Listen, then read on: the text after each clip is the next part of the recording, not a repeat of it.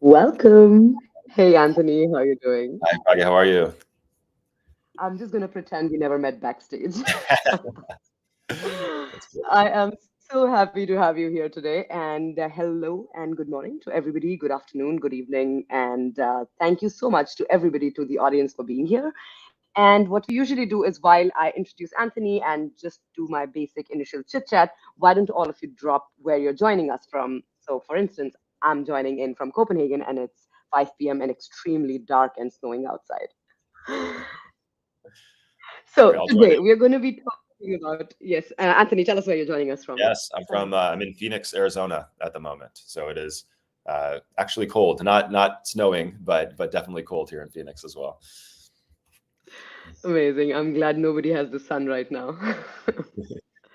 Okay, so today we are we've actually been talking about this topic for a long time coming, and I'm so happy to have Anthony here today to talk about how do you justify an investment in owned media in 2024. It's something that I, as a marketer, have often had a lot of justification that I needed to do to actually say, okay, where is this dollar amount going, and what are the good things? What are the things that we as marketeers need to know how to be able to convince the stakeholders?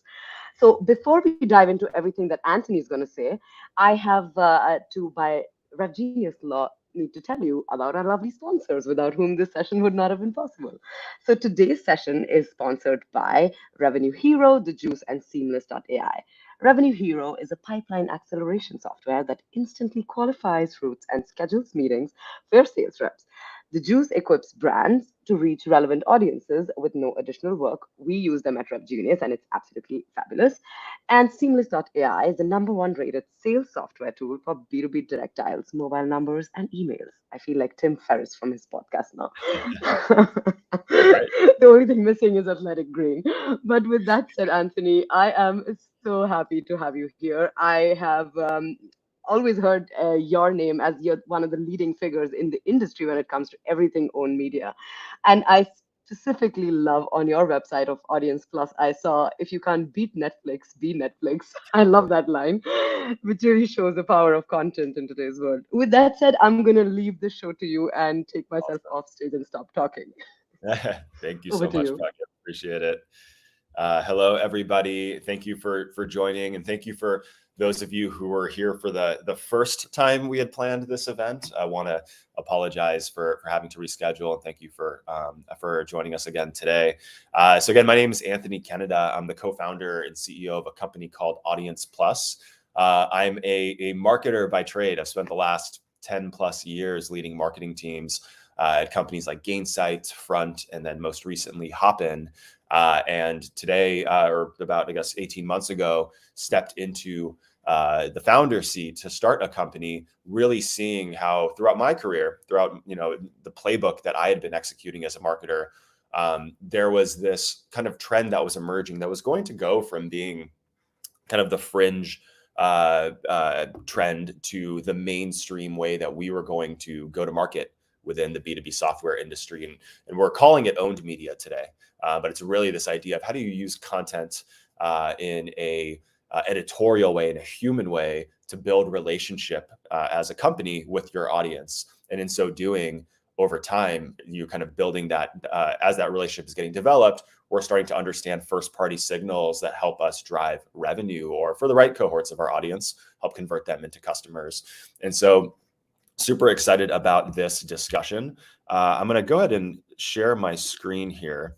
And today, I think last time I had a chance to chat with Rev Genius, we talked about just the overall kind of context setting for owned media. There's actually some new content I'm really excited to share because, as all of us, if you're in marketing today in November, I guess almost December, chances are you're either just getting out of, right in the heart of, or about to kick off a planning process. And we know that the decisions that we make right now impact our entire year next year. And so what we want to do is to just help you think about owned media in terms of how you can have conversations internally with your CFO, with your FP&A counterparts, with your CEO, maybe with your marketing leader, whoever. And so this session is meant to be very practical to help equip you with ideas for how to have those conversations internally. So what I'm going to do here, let me see. First of all, if any of this is interesting to you, we've actually put together a kind of longer form guide that goes into some greater detail and shares some other kind of like budget scenarios and very practical assets that you can take into the planning process. And so we're going to spend, a good part of an hour together here. But if you want to go even deeper, we'll happily share a link to this ebook in the comments. All right, so here's how we'll spend the time together. First of all, just to excuse me, I gotta sneeze. There it is. All right, live TV. Here we go. Just to kind of level set and get things started, let's start over in the beginning and talk about why. Why is owned media the predominant strategy for marketers going into 2024? And so we'll just make sure that we hit some of those high notes. And then the next section is all about, okay, so if that's the case, how do we craft that business case? How do we justify that investment to our CEOs and so on? And so we'll talk about that. And then third, we'll walk through a couple of budgeting scenarios where you can actually think about practically, how much does this stuff cost? How do I think about telling an ROI story around owned media? And so that's kind of how we'll kind of walk through our time together. So let's start with why invest in owned media. So everyone this year is talking about efficient growth. It feels like efficient growth has been almost the buzzword for go-to-market teams in 2023, perhaps only to be outdone by generative AI or whatever. But the truth is that marketing and sales teams this year have had less resources than ever before, and yet expectations on performance are higher than they've ever been before. In fact, we did a recent survey of CMOs, and we discovered that 44% of CMOs have less resources in 2023 than they've had in the previous 24 months. 78% feel that expectations on marketing to deliver results are higher than they've been over the past 2 years. And another 44% are reporting lower team morale than in the past 24 months. And look, this is problematic on both sides of the transaction here. Marketers have less resources to reach an audience of would-be prospects who have less resources to actually buy their products. Welcome to the roaring 20s, am I right? But there is some good news here. We'll start the morning with doom and gloom. That's hidden kind of amidst some of these trials that we're facing from within our economic realities. The one thing that you can count on from CEOs, from CFOs in this planning season is this belief that the tactics that worked for us in the last chapter of B2B marketing are not the same tactics that are going to work for us in the next chapter. We can't afford to keep funding the same programs and somehow expect a different result. We had a event we did a few weeks ago where John Miller, the co-founder of Marketo, delivered our keynote. And he talked about how the marketing playbook that he helped create, call it marketing automation, inbound marketing, or whatever, just doesn't work anymore. So that means that there's indeed an appetite for funding new projects, new ideas, as long as the initial costs are low and the payback period is fast. So that's where owned media fits in. But before I get to that, let me talk first just about some of the new headwinds that our industry is facing that's making efficient growth even harder to achieve than ever before. So these are some new externalities that are a byproduct of our economic and honestly our legislative realities as well that we just didn't have to address until now. These are new things that are creating even new kind of complexities for us in our desire to grow revenue and impact the business. First is that their new content formats have emerged. Beyond written content, our audience is now engaging with short form video, long form videos, podcasts, live streams, other editorial mediums. And this change in consumer behavior has made its way into the enterprise, and it's impacted how buyers are engaging with content. And for the most part, the charter for our content teams is still focused almost exclusively on writing performance content for an algorithm. Think Google from an SEO perspective, rather than creating content using modern formats that can pierce through the noise and really capture the attention of our audience. Next, paid media is increasingly an inefficient channel. We just started talking about efficient growth here, but for most B2B marketing teams, paid media is the most expensive line item in the marketing programs budget. It's often the one that's the most scrutinized by the CFO, by FP&A. For companies that are executing paid media at scale, it's becoming increasingly difficult to find incremental efficiency from their existing spend. So under the banner of efficient growth, paid media is just not living up to its promise for B2B teams. Next, following a trend that's actually first realized in the consumer and even the creator economy, brands are waking up to the misalignment in incentives with social media or other third-party content networks. Think YouTube, Spotify, and others. One of these misalignments is that our organic reach is governed by an algorithm that we don't control. So this is a huge concern as we think about reaching our followership on these platforms, and this and some other concerns too around TikTok being on the verge of a national ban, X or Twitter actively suppressing links to certain platforms. All of these things have really to certain websites. All of these things have pushed companies to deplatform their followership from these networks into an email list that they maintain. You think about the trends in the consumer world with Substack, Patreon, and some of these others that are really leading the way here. And businesses are starting to understand that we also have a need to own our own audience as well, so that the distribution of our messaging and our content into that audience can happen without any outside interference. And the cost of distribution goes closer to zero. So finally, there's changes in data privacy laws around third-party cookies, which are challenging some of these proven paid media strategies of the past. For example, brands are no longer going to be able to retarget traffic off of your property to influence qualified return visitors in the same way that we have in the past.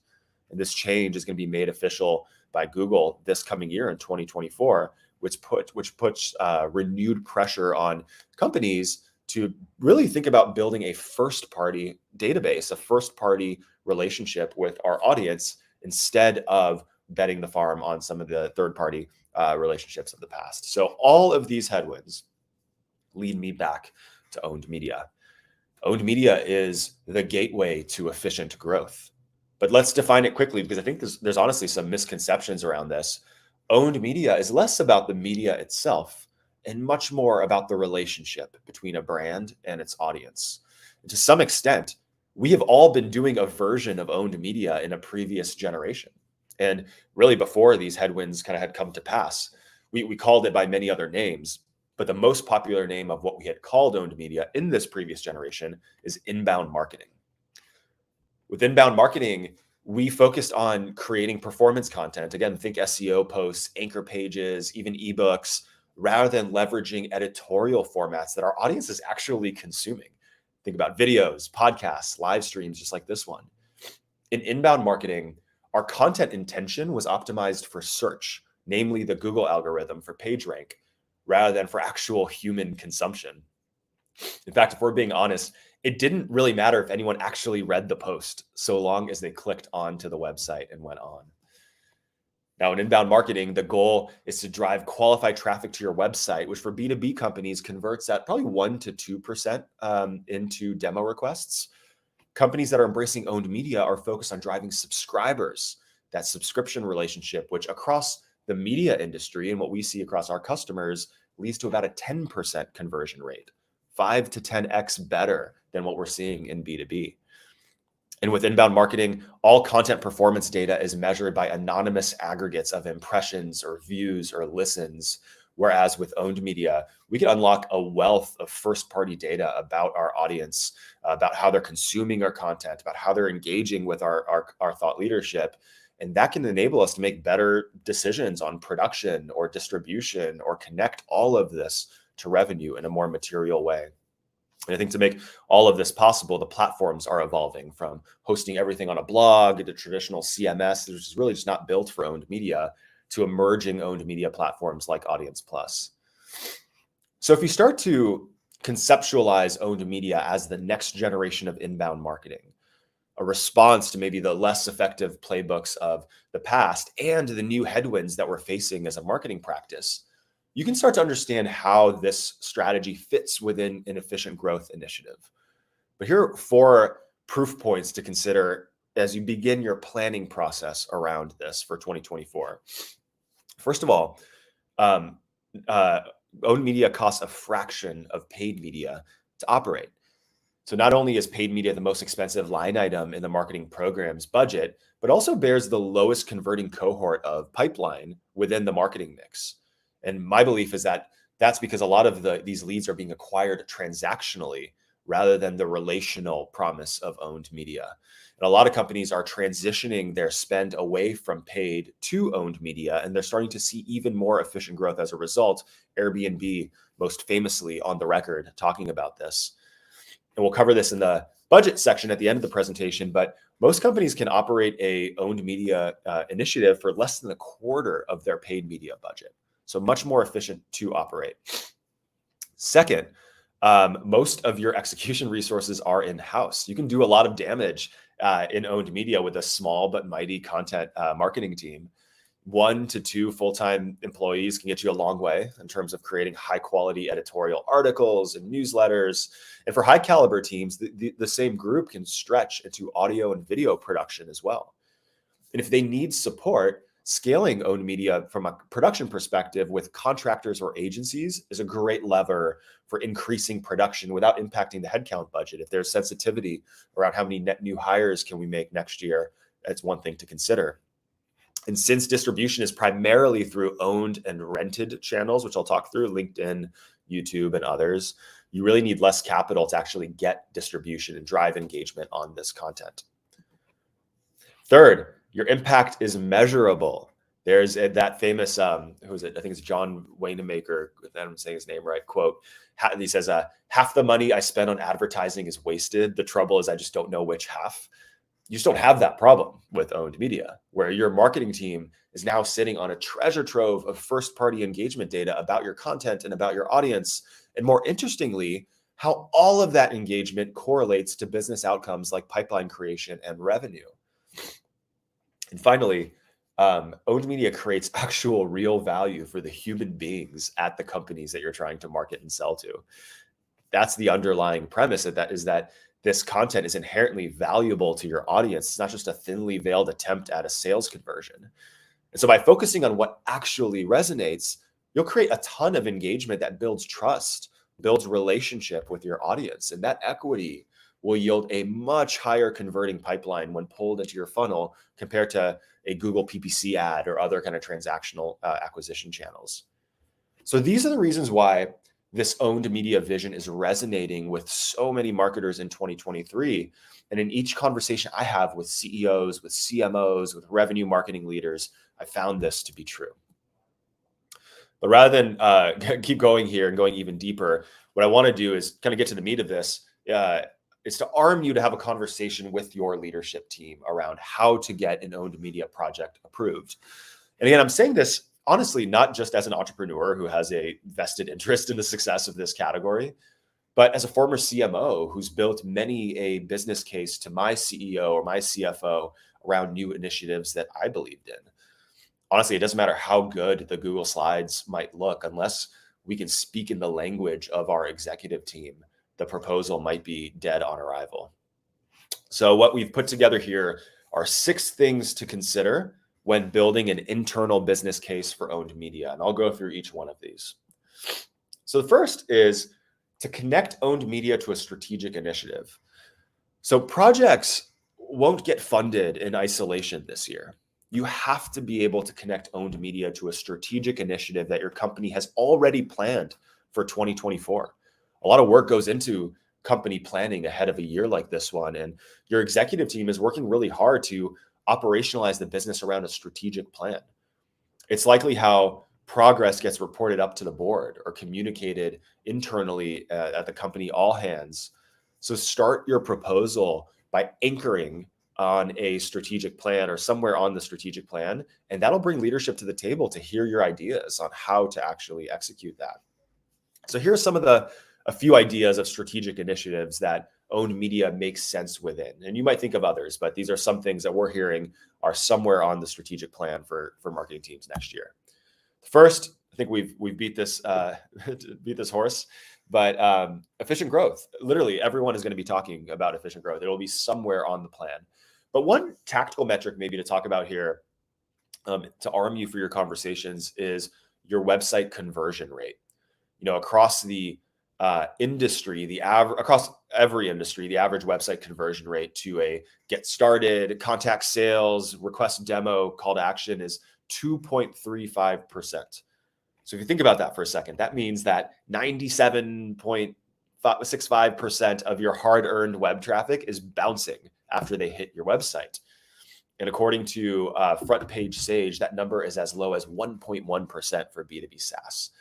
So when you think about the consumer media industry, they see, again, a 10% conversion rate. That means that industry who leads with subscription as opposed to just a commercial call to action will see a 5 to 10x improvement in digital conversions than the average B2B SaaS company. So which CFO is going to disapprove of a 5 to 10x improvement in your web conversions? So this is something that, again, John Miller has spoken about in the past, that we have over-indexed as an industry on converting the 5% of our audience who's in market today to buy our products and solutions at the expense of the 95% who cares about this topic, but just may not have the capability of buying today. So this is really where owned media can shine. The second one is how to extend the value of your event brand into community, or you might see the word community somewhere on the strategic plan for next year. And many SaaS marketers are waking up to this idea that events represent an incredible opportunity to pivot your traditional revenue marketing motion towards owned media. Some of the you might still be deploying the same playbook of the past, things like paid media, SEO, all those sorts of things, keeping the lights on, or that's sort of kind of the status quo today within the business. But events always have represented the sort of spirit of owned media. And they give demand marketers an opportunity now to tell a story around extending the ROI of your event program long after the last attendee leaves the convention center or wherever you're hosting your event. So think about it. And I have a soft spot in my heart for events. Think about if you've ever planned an event, we spend months, maybe years organizing an event that might be over in a matter of hours. You're finding venues, you're aligning vendors, you're hiring speakers, driving registrations, you're selling sponsorships, F&B, AV, T&E, other acronyms that I've since blacked out since hosting my last event. But you're also risking millions of dollars of financial commitments to vendors ahead of selling one ticket or closing one sponsorship. No pressure at all, right? And when the last session ends and the last truck leaves the loading dock, it's all over. So an underappreciated point for most marketing teams in an event is this amazing moment where content and community meet.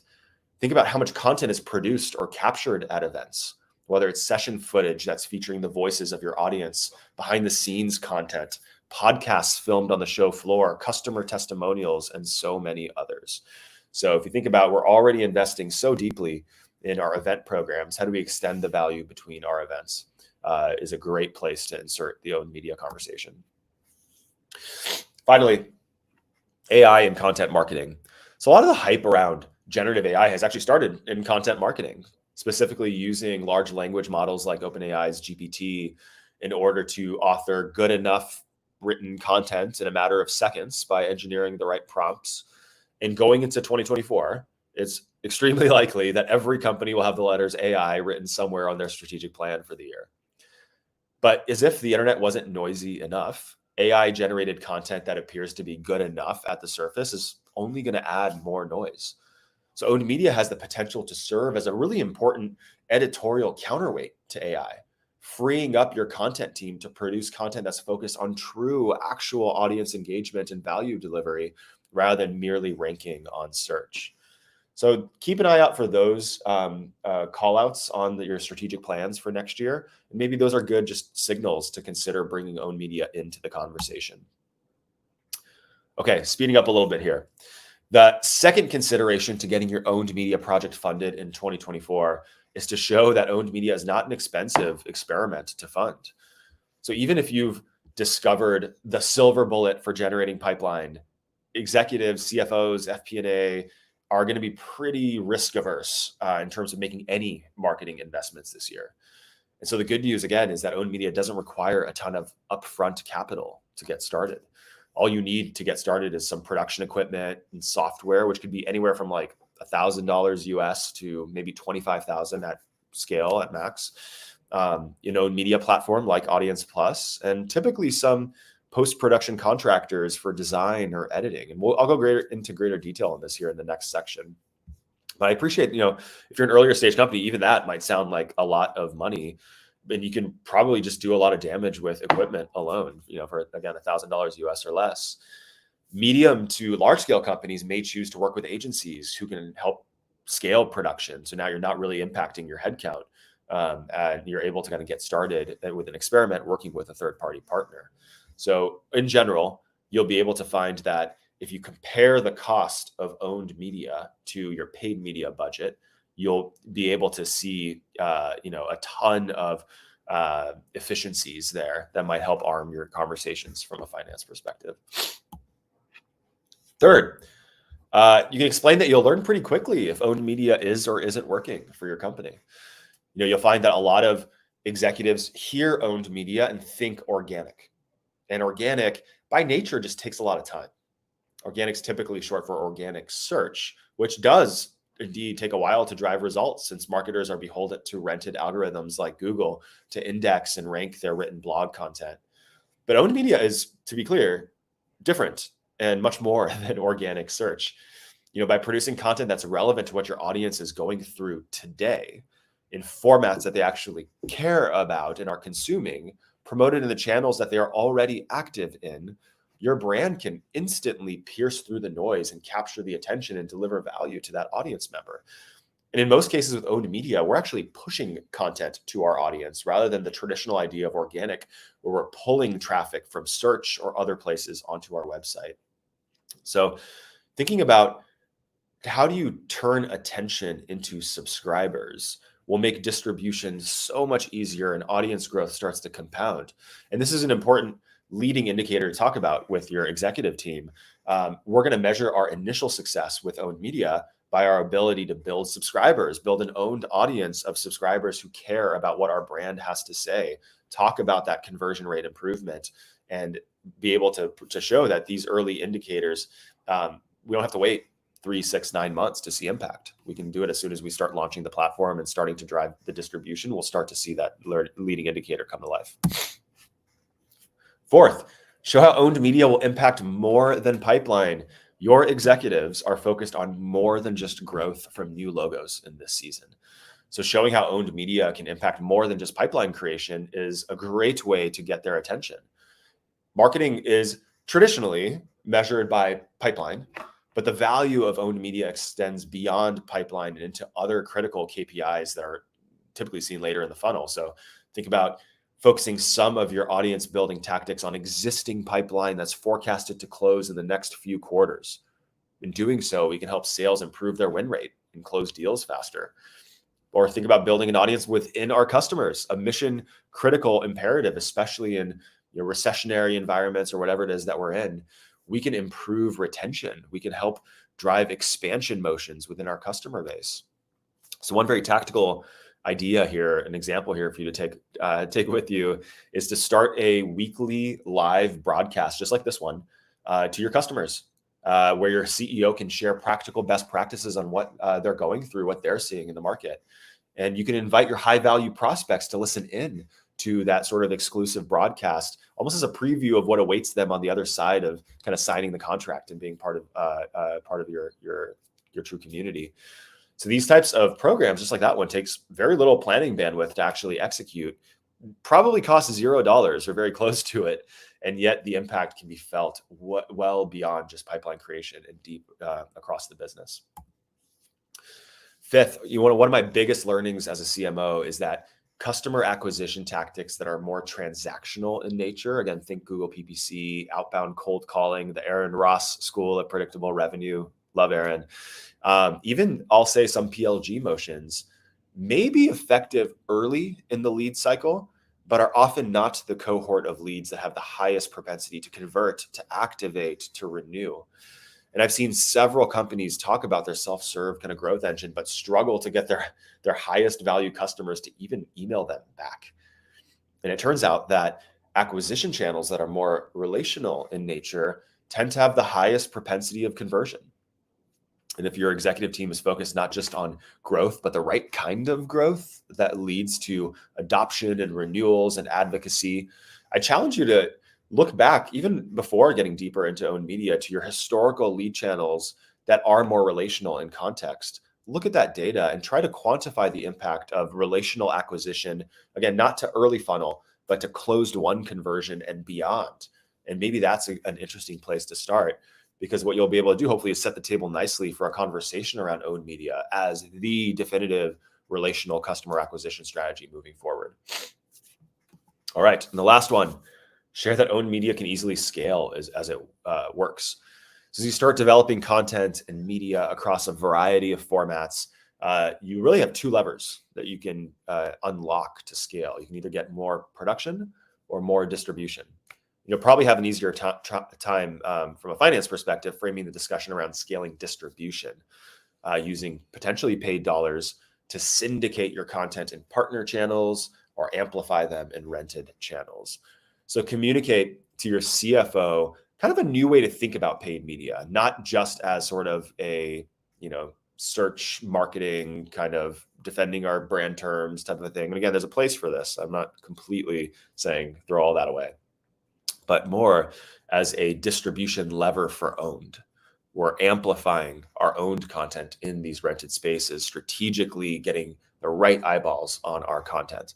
And you're signaling in that world to the leadership team that you can be more strategic with paid dollars than just pouring more into search marketing and hoping for the best.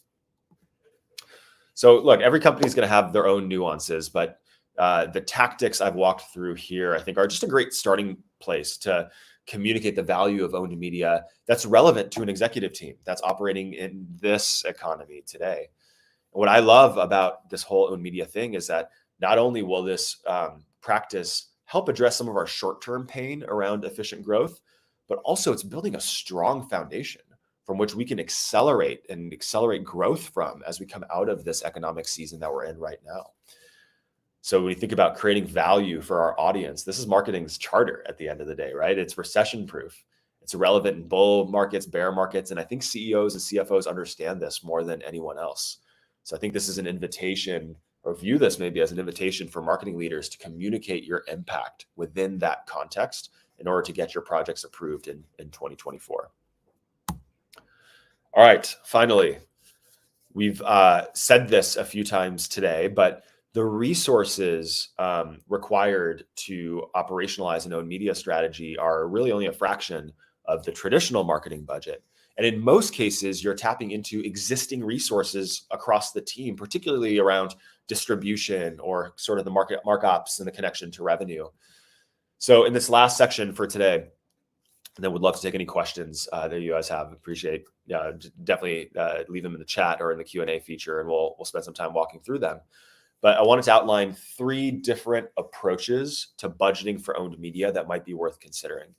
And it's possible that for your business, the right answer might be a combination of these strategies that I'm describing here. Also, just a quick disclaimer, remember that these scenarios are very illustrative. So they represent budget across people, programs, and software and equipment. And we go into much greater detail in the guide that we put together. So definitely check that out if you'd like to kind of dive into this. So with that disclaimer behind us, let's dive into the first scenario. So we're calling this the all-in approach. So these were companies who want to operate their entire owned media strategy in-house.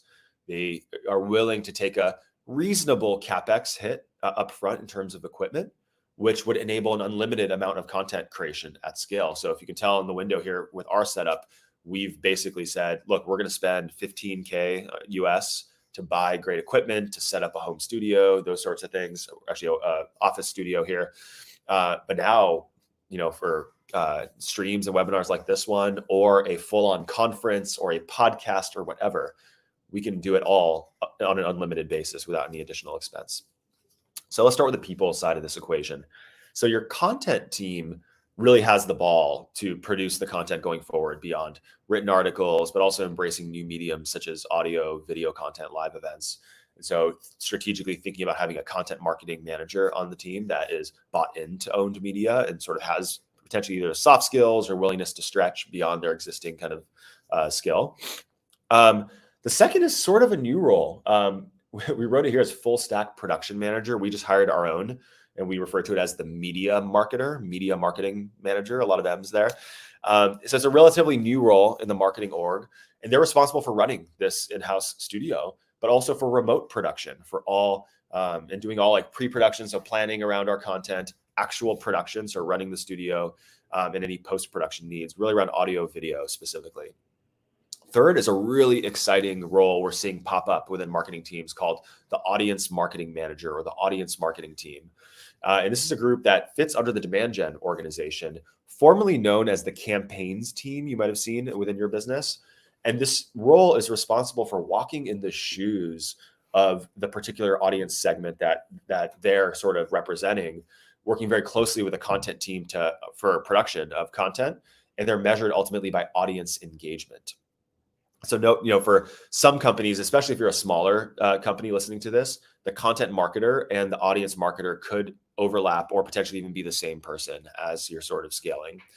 And so this is, as we think about it, the tiger team for owned media, as it were, that would work very closely with your existing digital marketing team on execution. So think about your event marketing team, maybe your brand design team for production support, maybe your social media paid email marketing team for distribution, markup, sales. This is definitely a team sport overall, but this is going to be the team I think that's at the heart of the initiative. Okay, programs. So we love talking about merch at AudiencePlus. As an option, we think that teams might be interested in creating quarterly merch drops to facilitate belonging within their audience. We've seen some customers really have success using merch to drive subscribers by gamifying the referral process. And it's really important to differentiate between merch, which really often represents a brand or a product line, and swag, which is more promotional materials that's given away for free at events or something along those lines. Swag has your company name on the t-shirt. Merch has the inside joke for your audience that they're happy to wear on a Saturday or something that sits on their desk every day to facilitate that sense of belonging. So consider merch in your plan. Creator spend. So, a whole other presentation we give on creators, but finding creators who are subject matter experts or who have influence within your audience is a big part of owned media, and compensating them on an episodic basis to create content on your network. This is a really impactful way to, first of all, add credibility to your existing to your own owned media strategy. Also to easily increase your production cadence. If you have a small team, sort of quote unquote outsourcing production is super helpful. And third, you get built-in distribution. Typically, these are folks that have their own audiences. So consider partnering with some great creators to create programming on your network. So other existing budget that could be leveraged for more distribution on your own content, again, is paid media, which you might keep a bucket of money for in the revenue marketing team, specifically around paid amplification on social channels like LinkedIn and others, or on content networks like YouTube and Spotify and other places. But again, I think the important takeaway here is to remember paid amplification is a means to an end. And the end is owned subscribers where the future cost of distribution is down to $0 on that relationship. You could also consider paying for distribution through collaborations with partners or sponsorships, such as newsletter placements and things of the like. And finally, if you're going all in on owned media from a software and equipment perspective, you'll have to decide on whether you'd like to produce all of your content remotely, which might include setting up like mini studios at your exec team's house or in different kind of offices around the world, or building a studio within your centralized office space, which is what we did here, or both. You might do like a bigger footprint in an office and the smaller kits that you send to your executive team. I think for companies that are a remote only kind of workforce, your decision might already be made for you on this one. But the good news is that each of these approaches are cheaper than an annual agency retainer. It's just the truth. And since this investment is made in CapEx, you'll be able to unlock an unlimited amount of production going forward. Okay, so this is the all-in investment. Again, devil's in the details. $455 US scares you. It could be done a lot less, but just to think about the different levers across the budget. So let's go down to option 2, which is contractor support. And so this approach is recommended for marketers who are facing higher pressure on hiring full-time employees right now. Or you might want to scale your investment in owned media cautiously over time. And a lot of the same levers are still here, but you're going to benefit from some cost savings, particularly in terms of production. So on the people side in particular, in lieu of having this full stack kind of production manager on staff, you can hire a contractor who can run your in-person production needs, if necessary, or they can handle all of your post-production work like editing on an episodic basis. And think about it as you're kind of establishing those relationships, the SOW should include more than just full episodes of your podcast or video content, but also social clips to aid in distribution. And then on the software and equipment side, your decision on remote versus in-office production will really impact this budget allocation. But working with a partner will certainly free you up from the software expenses you would need to basically build an editing bay in-house and edit all that content in-house. Potentially even some equipment here not featured on we have like a Mac studio, computer that has high throughput and all of that. Just might not need some of those things if you're sort of outsourcing the editing function. Finally, option 3, and what is I think the most cost-effective one that we're proposing here is working with an agency. And this approach is recommended for teams who are interested in outsourcing production to the expert content agencies across mediums.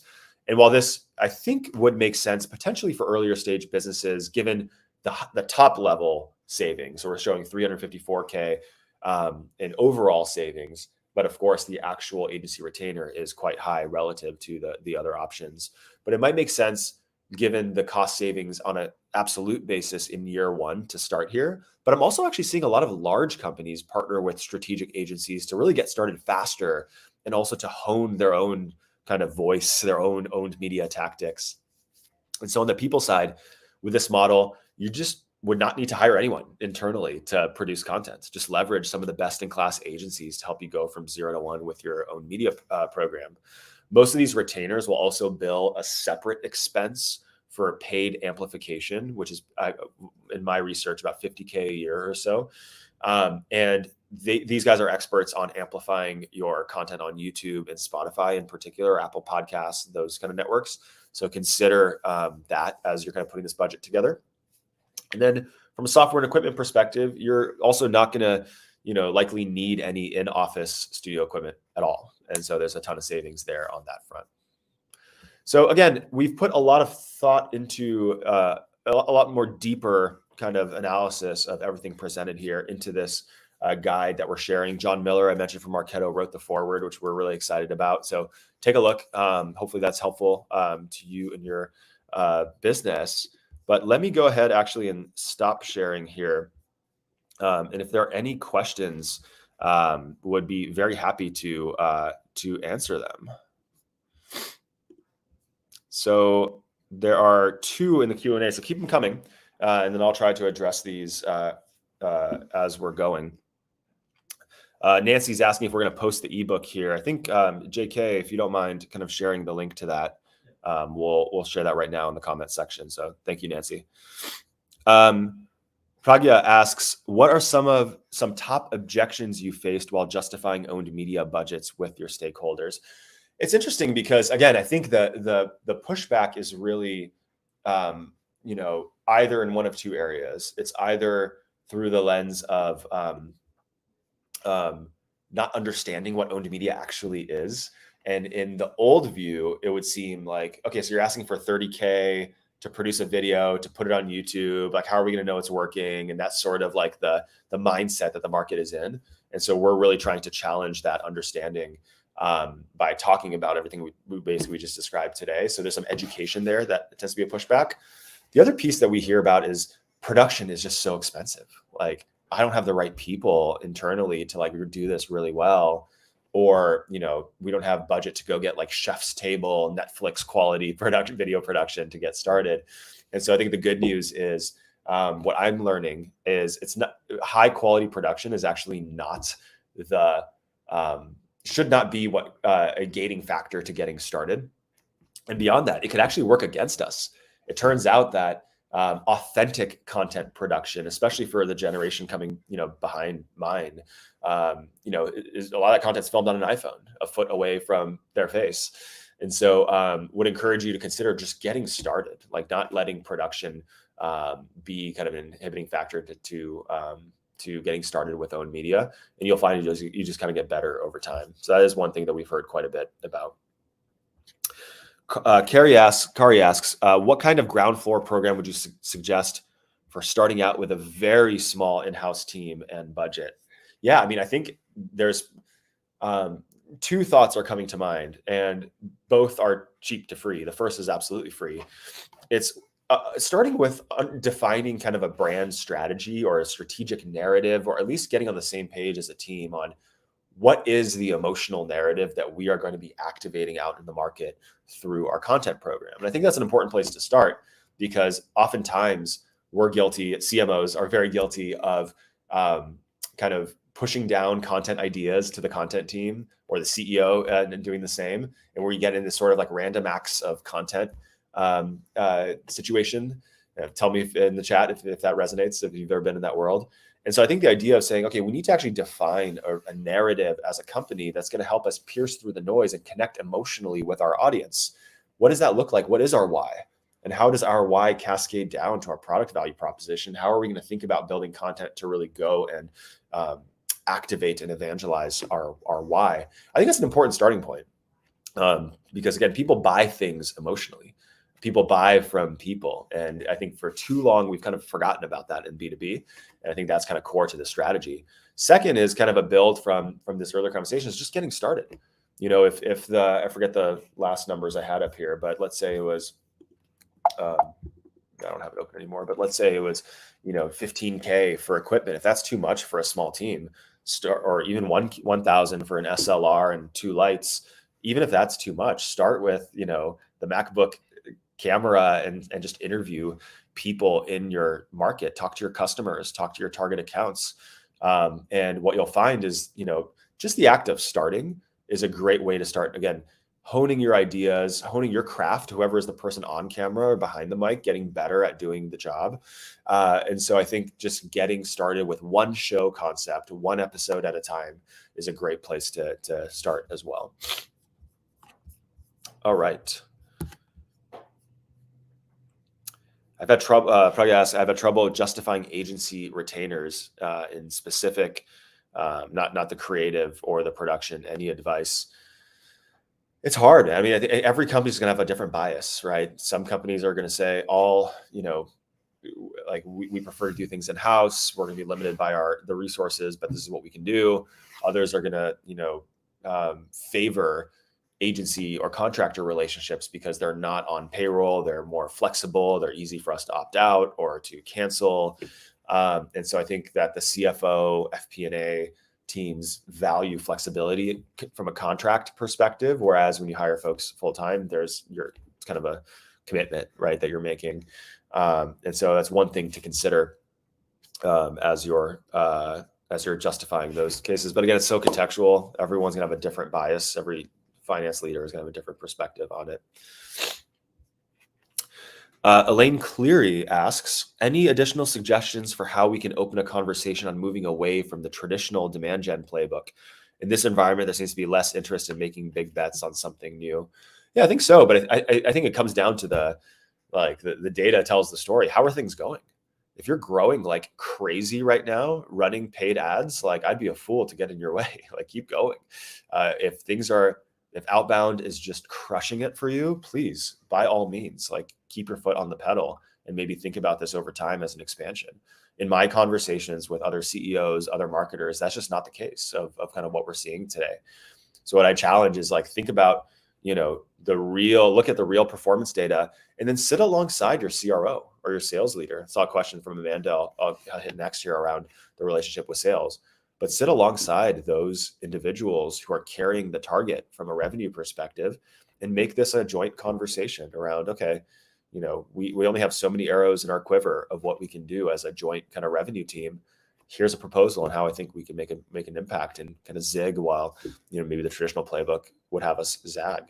So I think the truth is in the data. And again, if I'm wrong, please, ignore me. Keep going on the work that you're already doing.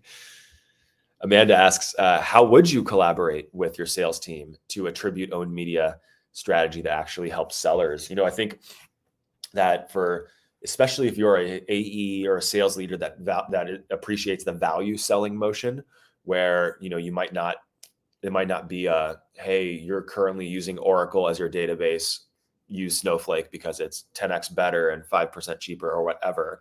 Like switch out your existing budget for this other thing. In that world, it's maybe a different sales motion, right? It's like line them up, knock them down, outbound cold calling, like field marketing, like enterprise marketing. Let's go and displace existing spend. I think for most companies, a lot of the marketing work that we're doing is creating urgency, selling solutions. And for sales leaders that care about that, and I think that are sort of in that world, owned media is a very nice kind of companion towards that process, because or towards efficiency in selling, because ultimately what we're positioning is that we're not just a technology vendor anymore. We are your strategic partner in solving these problems that you have as a customer. Some of that, our product can help operationalize and scale and drive increased efficiency. We'd love to talk to you about that. But we also have this event program, this guide and ebook resource. We have this blog post I think you'll really appreciate based on where you are today in your journey within this industry. So I think that finding ways to have the value add conversation that goes beyond just the bits and bytes of what we sell, but the true, again, value creation will only improve the sales process and tighten the relationship between sales and marketing. All right, that might be it. Any other questions from folks?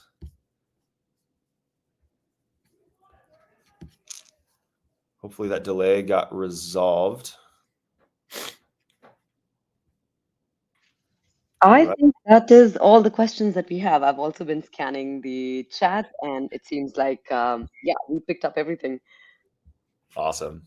Well, thank you all so much. And again, would love to connect on LinkedIn or, subscribe to AudiencePlus. You can, we produce a lot of content around this topic, of course, if you are interested in it. But, this is relatively new territory. And so would love to compare notes with all of you as we go forward and find, help define this movement together. So thank you so much for joining, for having me be a part of this. Thank you so much, Anthony. This was amazing. I was taking notes all along, and of course, dropping some questions as well. But thank you to all of you for being here. I have also highlighted the link to the ebook. Please do download it. And of course, I've also dropped Anthony's LinkedIn in the chat. And of course, just connect with him if you have any questions. We're going to be sending the recording of this to everybody as well. Once again, thank you so much, Anthony, for being here. Well,